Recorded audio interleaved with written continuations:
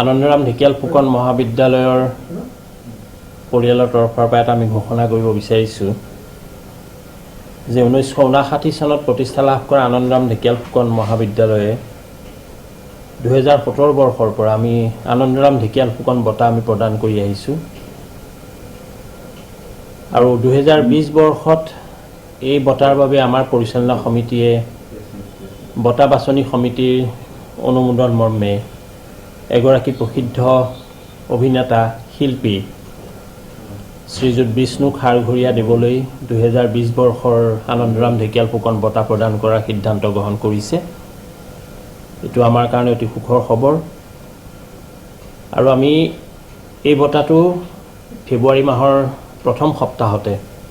মহাবিদ্যালয়ৰ সমূহ পৰিয়ালৰ সন্মুখত তেখেতক এই বঁটাটো প্ৰদান কৰা হ'ব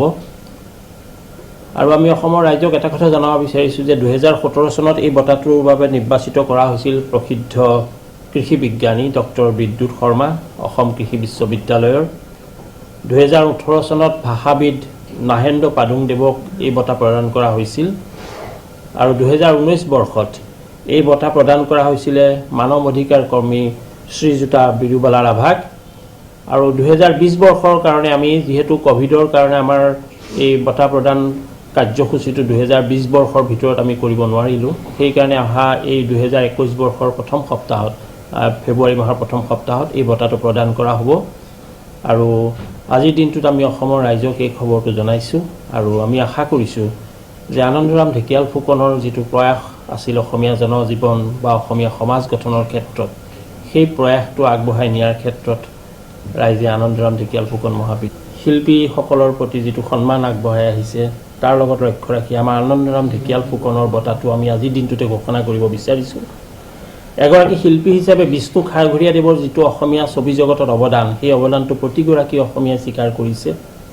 1996 চনত তেখেতক ছিংগাপুৰ আন্তৰ্জাতিক চলচ্চিত্ৰ মহোৎসৱত তেখেতক শ্ৰেষ্ঠ অভিনেতাৰ সন্মান আগবঢ়োৱা হৈছিলে। অসমত নিৰ্মাণ কৰা প্ৰায় 30খনতকৈ অধিক কথাছবিত তেখেতে দুৰন্ত অভিনয় কৰিছিলে, দুৰ্দান্ত অভিনয়, যি অভিনয়ে প্ৰতিগৰাকী অসমীয়াৰ মন আজিও পুলকিত কৰি ৰাখিছে। গতিকে তেনেকুৱা এগৰাকী অভিনেতাক আমি আনন্দৰাম ঢেকিয়াল ফুকন বঁটা প্ৰদান কৰিবলৈ পাই অতি আমি গৌৰৱান্বিত হৈছোঁ। বিশেষকৈ মহাবিদ্যালয় পৰিচালনা সমিতিৰ যিসকল সন্মানীয় সদস্য আছে বা বঁটা বাছনি সমিতিৰ যিসকল সদস্য আছে তেখেতসকলৰ দৃষ্টিত তেখেতসকলৰ নখদৰ্পণত এই বৰ্ষটোৰ বাবে বিষ্ণু খাৰঘৰীয়া দেৱৰ নামটো বিবেচনালৈ অনা হৈছিলে আৰু তেখেতসকলে চূড়ান্ত সিদ্ধান্ত লৈছে। গতিকে আজি এই শিল্পী দিৱসত আমি এটাই ভাবোঁ যে এগৰাকী শিল্পীৰ প্ৰতি আনন্দৰাম ঢেকিয়াল ফুকন মহাবিদ্যালয়ে আজিৰ দিনটোত এটা সন্মানৰ ঘোষণা আগবঢ়াব বিচাৰিছোঁ আৰু এই ঘোষণাই বিশেষকৈ আমাৰ মহাবিদ্যালয় শিক্ষাৰ ক্ষেত্ৰত কলা সংস্কৃতিৰ ক্ষেত্ৰত আমাৰ মহাবিদ্যালয়খনে কৰি অহা বিভিন্ন প্ৰয়াসৰ এটা অংশ হিচাপে আমি গ্ৰহণ কৰিছোঁ আৰু আশা কৰিছোঁ ফেব্ৰুৱাৰী মাহৰ প্ৰথম সপ্তাহতে আমি মহাবিদ্যালয় পৰিয়ালৰ সন্মুখত এইগৰাকী শিল্পীক আমি এই বঁটাৰে সন্মানিত কৰিম।